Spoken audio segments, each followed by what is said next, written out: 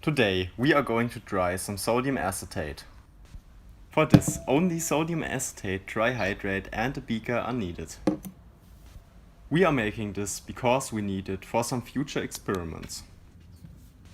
I am even going to show you how you can make sodium acetate yourself in another video.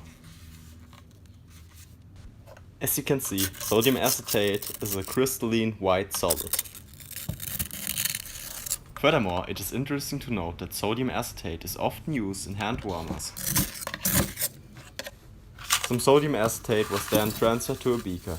The exact amount of sodium acetate doesn't matter. From 136.08 grams of pure sodium acetate trihydrate, theoretically 82.03 grams of anhydrous sodium acetate could be obtained. We ended up using 161 grams of this chemical. This means that we could theoretically obtain 97 grams of the anhydrous form.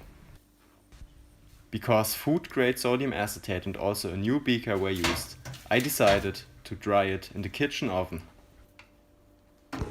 With other chemicals, this should definitely not be done. At 200 degrees C, some water vapor started coming off. At 210 degrees, some sodium acetate started dissolving in its own water. After a while, the contents in the beaker looked like this. The beaker was occasionally taken out and stirred. In the end, the product looked like this.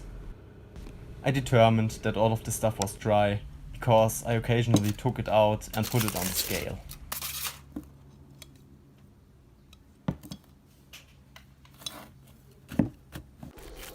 The chunks were still too large and I wanted a fine powder. Therefore, the sodium acetate was crushed into a fine powder using one of those bullet mixers.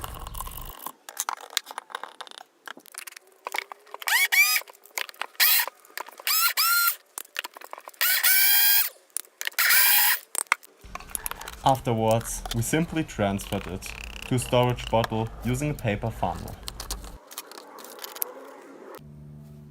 In the end, we were left with 93.5 grams of anhydrous sodium acetate. This corresponds to 96.3% yield based on sodium acetate trihydrate that was consumed. Now there's just one last thing to do. Take a label and slap that thing on that bottle. If you liked this video, feel free to give me one of these and consider subscribing to my channel for more stuff like this in the future. I wish all of you a nice day. Until next time.